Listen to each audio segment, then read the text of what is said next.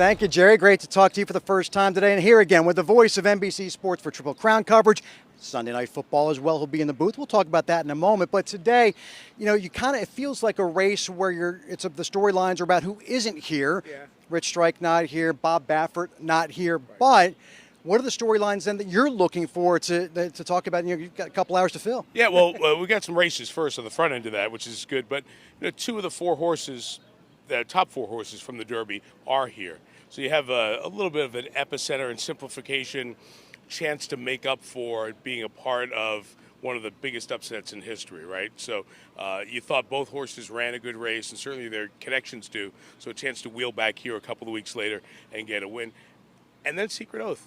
There's nothing like having a filly run against the boys, and especially a horse that we've seen against the boys in the Arkansas Derby. Finished third, really an impressive performance winning the Kentucky Oaks. So a legitimate chance for that horse to hop in there. But I've got to tell you, there's no doubt that whoever the long shot is, the odds will not be as good because people are just going to say, I'm putting money on the longest shot just because. That event 2 weeks ago is still being talked about by everyone. Every place I've gone the last 2 weeks, every day somebody, do you believe what happened in the Derby? And the answer is no, not at all. Well, talking with D. Wayne Lucas about it this week, he still just shakes his head. He does not still believe what he saw from that horse in Rich Strike, and frankly, an annoyed look on his face in discussing it, which I certainly understand about that. But yeah, Secret Oath, certainly we've seen Rachel Alexandra, Swiss Skydiver, get it done. So certainly great potential there. But Fenwick, you mentioned a long shot, came in at 50-1 of the morning line odds, bet down to 7-1 already.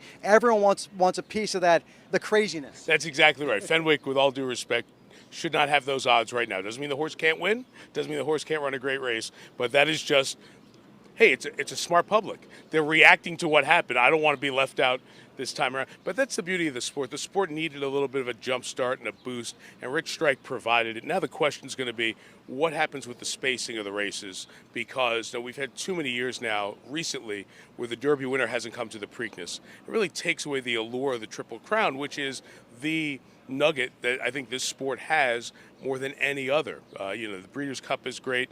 The individual meets are great. The history and tradition of events like this, like the Derby, like the Belmont. But the connectivity of those three races together stands alone in thoroughbred racing. And if it becomes impossible because training has changed, it takes a month between horse races for most of the best horses, then I think it's time to look at the system. You may say, but wait, I'm a historian. I don't want it to change. And I got that. But I remember an NFL without 2-point conversions. I remember an NBA without 3-point baskets. It's changed, it's evolved, and it might be time to ask that hard question of all the stakeholders here. And in the 10th inning, they start with a runner on second base. So you just, and that one I don't buy, but that's okay. Evolution, though, change, we can't stop it. So I think you're right on that. But I do want to talk football for a moment. Week 5, the Bengals, the AFC champions, and the Ravens. I think everyone, nationally at least, everything I read, sleeping on the Ravens a little bit this year because of all the excitement elsewhere in the division. What's your take? Well, let's start with the names. You lose so many names that you're familiar with, and you don't know how the replacements will play. But if there's any track record we've seen over the last decade, it's that John Harbaugh takes new people, puts them in a really solid system, and they come around with success. We're going to see a little bit different defense as well. So there's some questions. So maybe that's why there's not the headline buzz. But I think the people in this league know you never sleep on the Ravens and the quality of the organization. Draft-wise, smart free agency acquisitions. We know what Lamar can do when he has a great run and great success. The people around him, if they find the right group and the right connections there.